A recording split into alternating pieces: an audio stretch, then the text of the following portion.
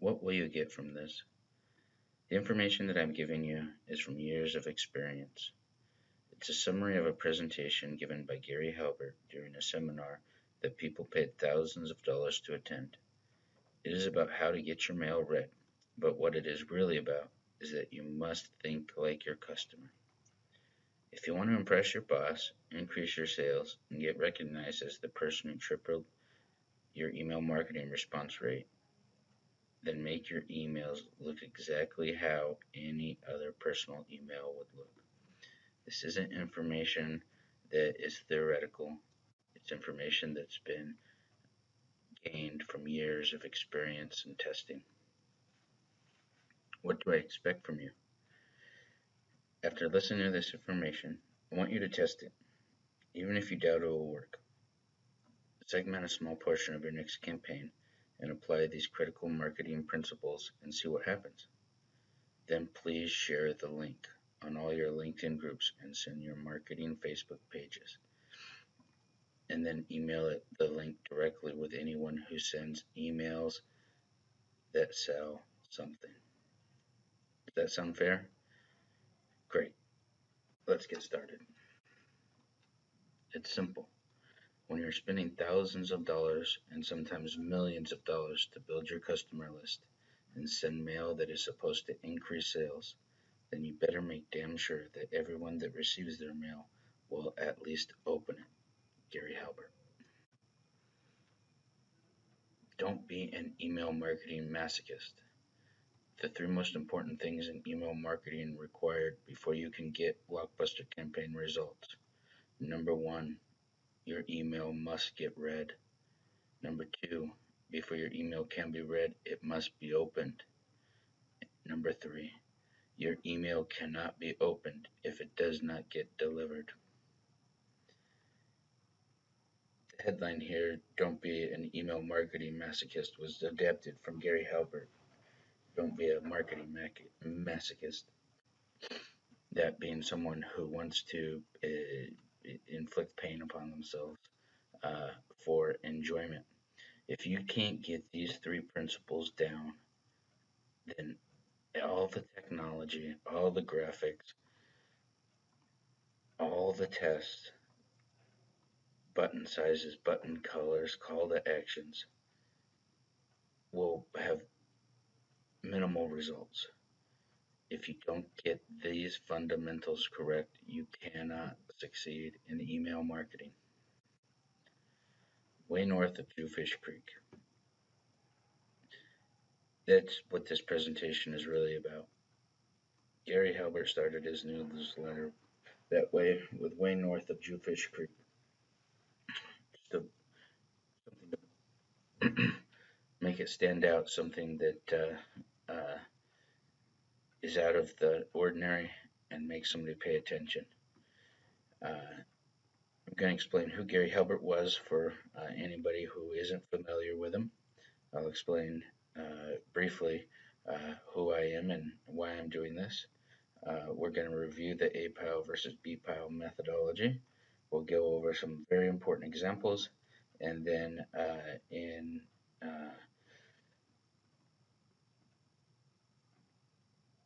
honor of John Carlton and Gary Halbert, we'll talk about Operation Money Suck resources updated for today's marketing methods. Gary Halbert is arguably one of the greatest copywriters to have ever lived. I base that on creating the direct mail package that has been mailed nearly to a billion times. So just that on its own is incredibly impressive. But he also created several control packages for himself and for clients.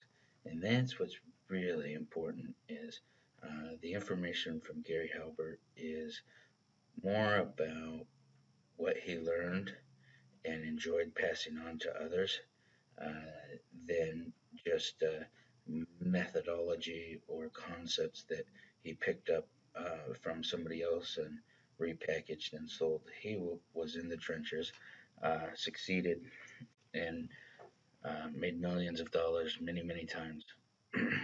If you're familiar with Gary Halbert, then you probably already in agreement. If you're not, then start by getting the Boron Letters, one of the most interesting books to be written by Gary Halbert, or get Maximum Money in Minimum Time, great resource for opening your eyes to different types of marketing concepts.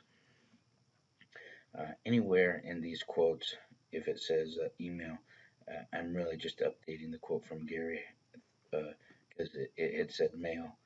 So just to point that out, I don't want to be inaccurate, but I wanted it to be relevant. So let us begin. Uh, uh, oh, quickly. My name is Jason Cliff. I'm a direct response marketing expert. I've been in the marketing uh, world for 15 years. 5 of those were with an agency, but the last 10 years I've been focused on direct response marketing, copywriting, email marketing, landing pages, how to get response. And I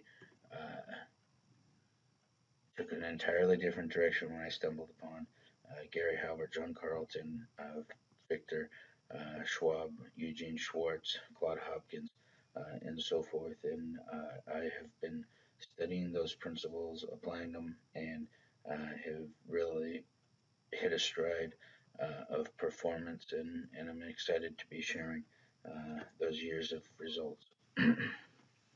Listen up. The single most important thing you can do when creating an email promotion is make sure it gets into the A pile. Why? Everyone opens their A pile, and only some of their B pile. Uh, I wanted to let you guys know that you can sign up right now in the form underneath the video for a program that I'm putting together. It's just going to be a summary of all the greatest marketers to date and what they've taught us, and really just kind of condense it. So if you haven't read Scientific Advertising, you don't need to take the 3 or 4 hours to do that. I'm going to pull out all the points, update it, and reduce that down to about a 20-minute to 30-minute presentation. I'll be doing that for all of the greats. So go ahead and sign up right now for free and get the first edition of Legends of Marketing completely for free. So what is the A pile and B pile? A pile is personal emails. B pile is bills, coupons, emails sent to several people, advertisements, spam, emails that clearly contain a sales message. What is the appearance of personal emails? Not necessarily personal like they came from your Aunt Minnie, but at least personal like they were a communication from one real person to another real person. Gary Halbert. Delivered from a real person's email address. Header information does not reveal that it contains a sales message. Subject line does not contain teaser copy. It does not look like a flyer or advertisement. So, really, this is about thinking about your customer. When do they read your email? What are they doing? What are they preparing for? Are they just walking into the office? Are they about to walk into a meeting? And putting yourself in their shoes. And so, just here's some example straight out of my email uh, iCloud account to give you the idea. So between 8 and 9 a.m. today, I received 20 emails that weren't work related. And you can see that's the combination of these two and the times that they came in from. So, number one thing that I would take from that is don't send your automated emails at 9 o'clock because everybody else on the planet is. So, take that into consideration. Second is is what's happening at 9. Somebody first just walking in to work, just sitting in. What do you think they do when they sit down and look at their emails and it's overflowed with work emails? It's got different uh, things they've signed up for, and so forth. So let's take a quick look. Just isn't this about what it looks like? Somebody looks at their email and they just start, hitting control and click, and they clear it out. Right? They don't give it much more than 1 second. If it's not something that's super relevant right off the bat, it's gone when they're that far behind. They're just looking to get to the critical information. So consider the time you're sending it, and consider what you're saying is included. Uh, you know, if it's not from a real person, I don't think the guy in the cubicle next to him is gonna put cube next to you, or something. They're gonna have their real name in there, and it would get into why that's so important.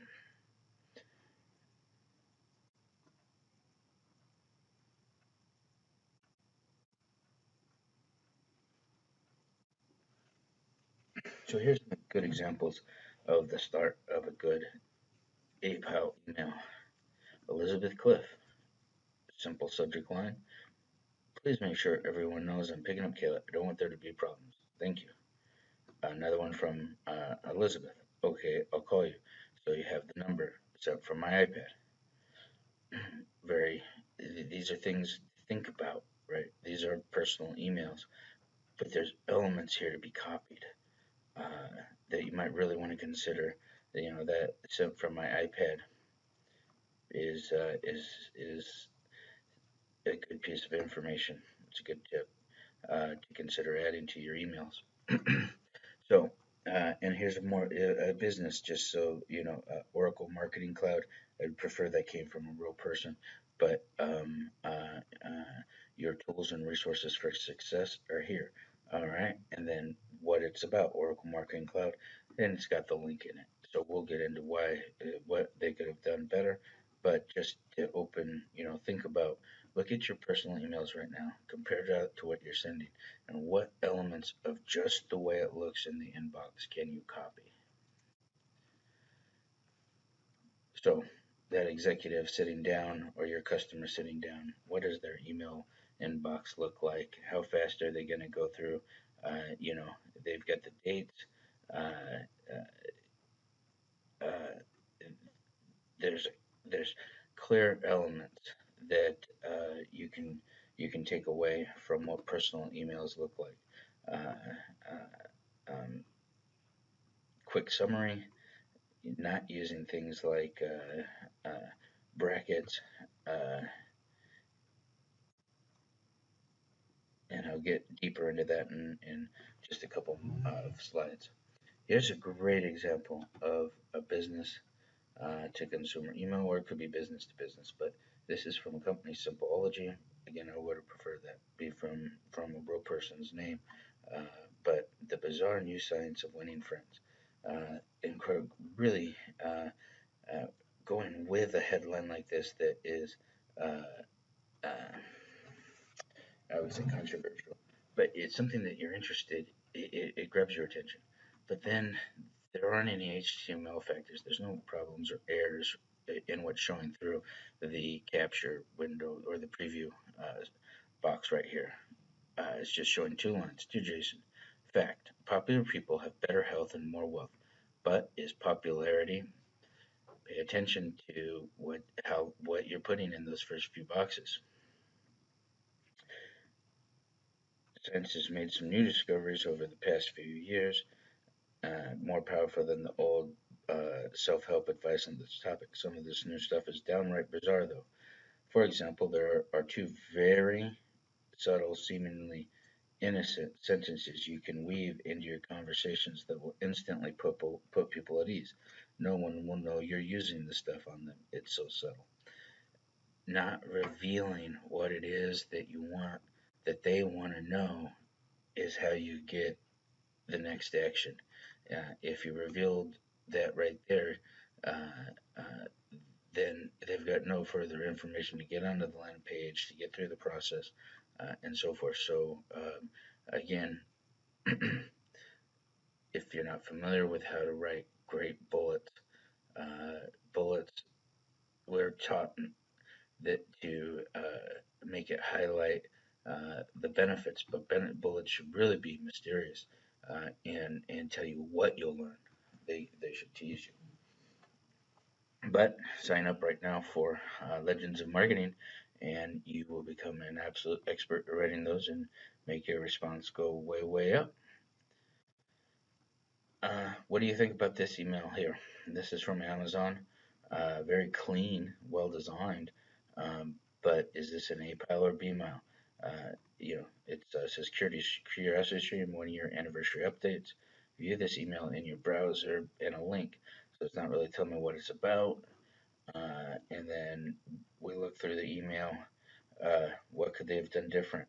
Uh, certainly they could have personalized it up here at front. They could have said, uh, you know, uh, uh, have you seen the updates for the 1 year anniversary, and so forth. So take those types of things into consideration. This you better consider: are they looking at it on mobile? Are they looking on tablet? Is it coming from desktop? How are you addressing those issues so that they get the absolute best experience? Uh, uh, you know, this button doesn't render properly. So take those things into consideration. Obviously, very well designed, very attractive, but could they have done anything different? I probably would have done an A/B test, making the image much smaller and making it focus on the text so that they could get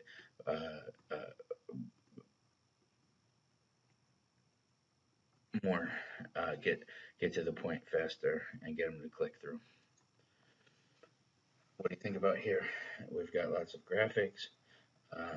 It's uh, obviously for a clothing company, and I would really say consider this a potential A pile. I mean, it clearly contains a sales message, so I guess it's a B pile. But what are you going to do? I mean, when you've got to grab people's curiosity.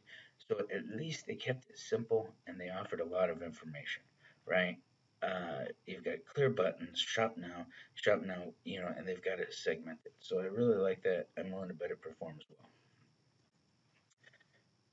Stop wasting money.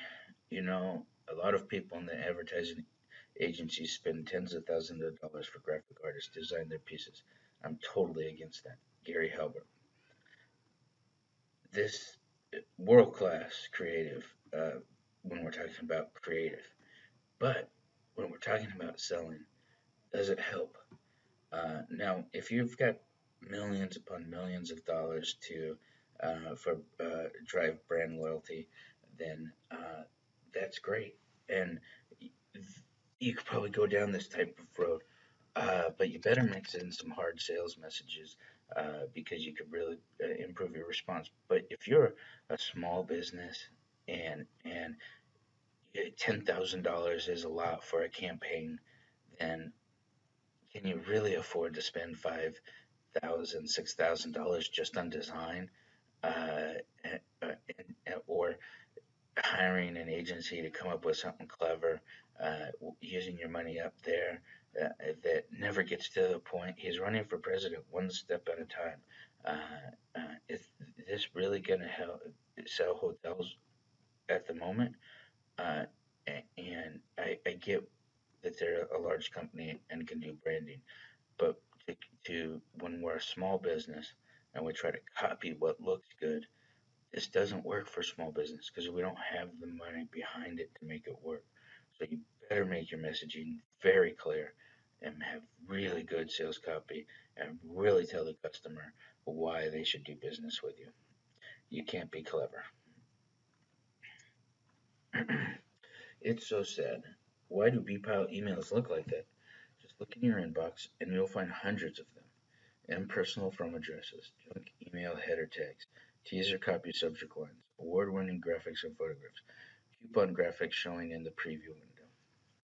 And any other misinformed email marketer can think of that will, he thinks, get his email opened. It's so sad. Gary Halbert. what this is really trying to get at is all of these things that we're taught are important. Great graphics, clever headlines, uh, you know, uh, and then the other things that are just technology issues that haven't been addressed. These kill response. They absolutely kill it. So it really, here's an example: spring break hours, spring into family fun. If you're just seeing that, it doesn't drive an action. It's cute. It's nice. People see it. They see the times.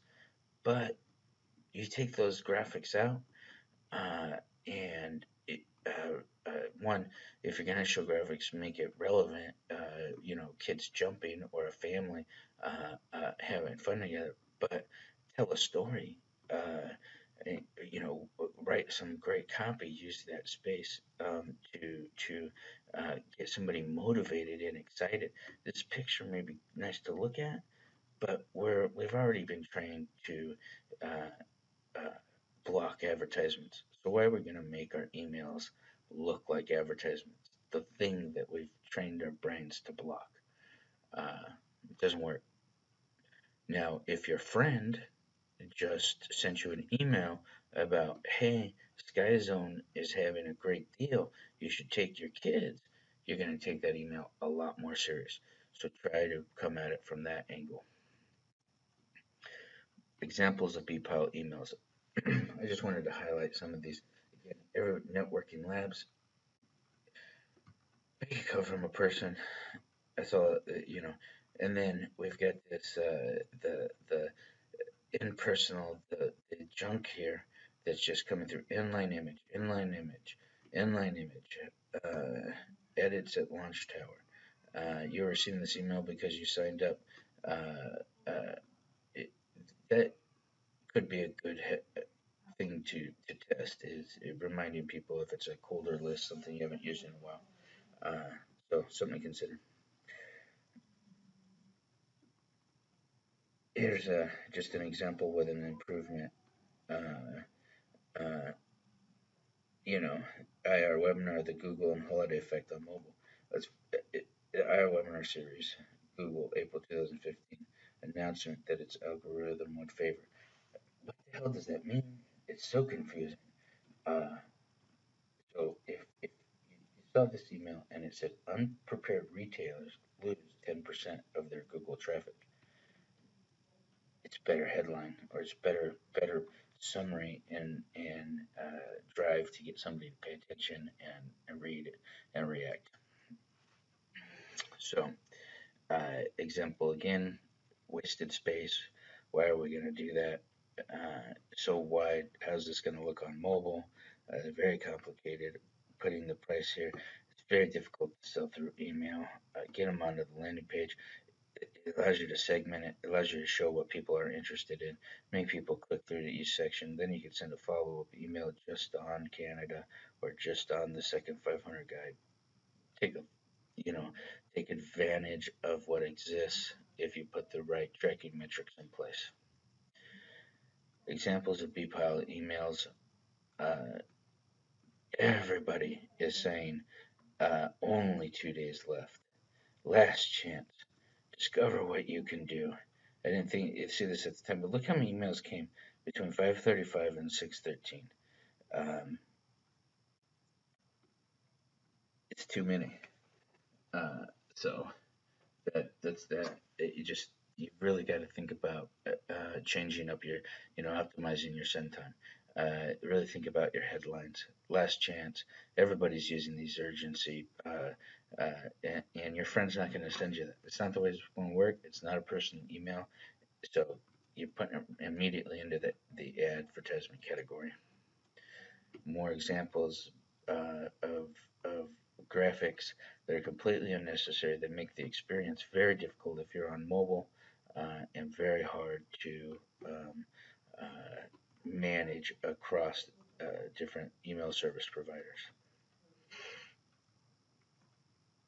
Just look at that mess. A screen full, top to bottom, of BPIL emails. Can you imagine that unbelievable collection of creativity? Can you see all the pastel colors, the subject lines that promise free oxygen to anyone that breathes? Can you see the one that is so urgent that it has three exclamation points, or the one that contains enough text to be an entire book? This was actually taken from Gary Halbert in the seminar. But it applied pretty specifically still to email. So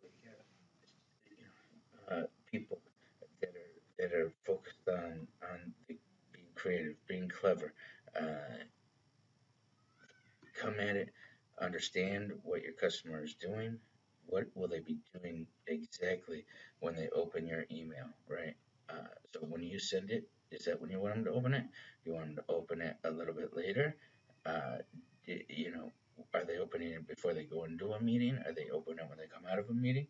Uh, Maybe, when is the best part of your prospect's day to review emails? When are they least busy? So these are the types of questions you want to ask, uh, and get a good idea and start to change your marketing to revolve around. Imagine your prospect checking their email on their phone or getting to work and checking their inbox. What do you think they will do? Start deleting all the high priority junk email? No. They scan it first for APEL email to be reviewed after cleaning up their inbox. Don't blow it. Getting your email into the APEL is priority number one. What's the next most important thing you can do? Keep your email in the APEL. The oh yuck factor. Don't you? I'm talking about the big call for brochures, the yes no tokens, lurid oversized order forms, ingenious award winning hot potato whistle bells, kazoos, and personal messages from President Reagan. What will happen? I'm sure you already know. Well, if in case you don't, they'll delete it. Uh, but look how long these emails are, how hard they are to read. Big, massive, oversized graphics that just become too difficult to do anything with in the inbox. Again, the oh yuck factor.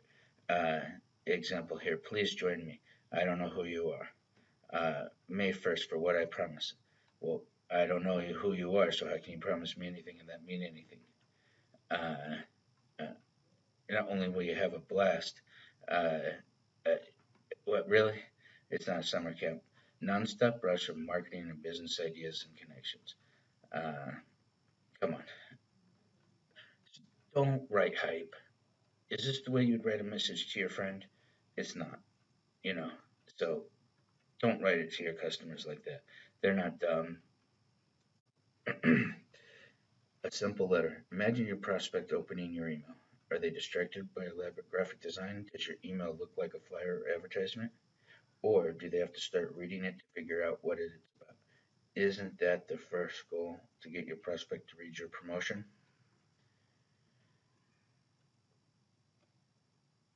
What do you think about these emails here?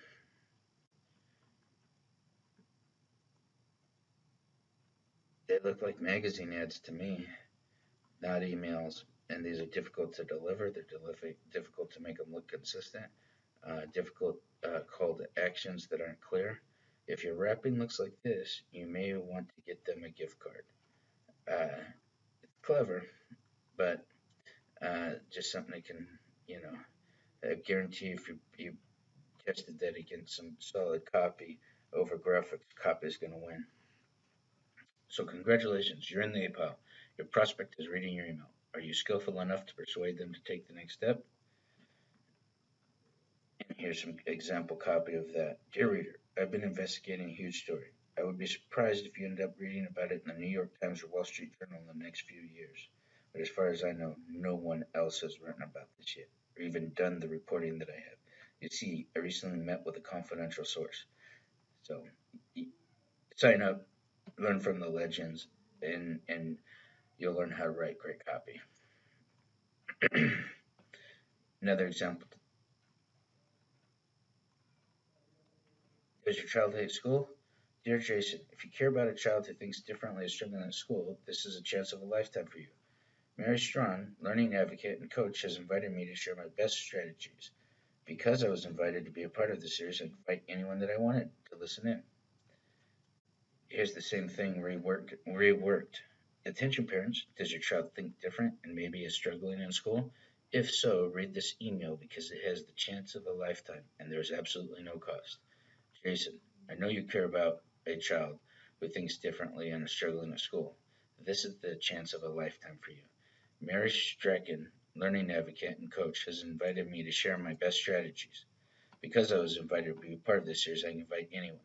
So you see how we bring the benefits, we move this around, condense it. Um, it's a quick example of how to change things up and what difference copy can make to get the desired action you want. So again, sign up right now. I'm going to be doing summaries of all the greatest marketers, the legends of marketing, and the best tips and strategies that they've ever given out to the public. And there's some really uh, amazing things that little drops that have been picked up through the research process that anybody in marketing is going to be able to find several things to take advantage of. Sign up right now, get examples for free. Thank you very much. Bye bye.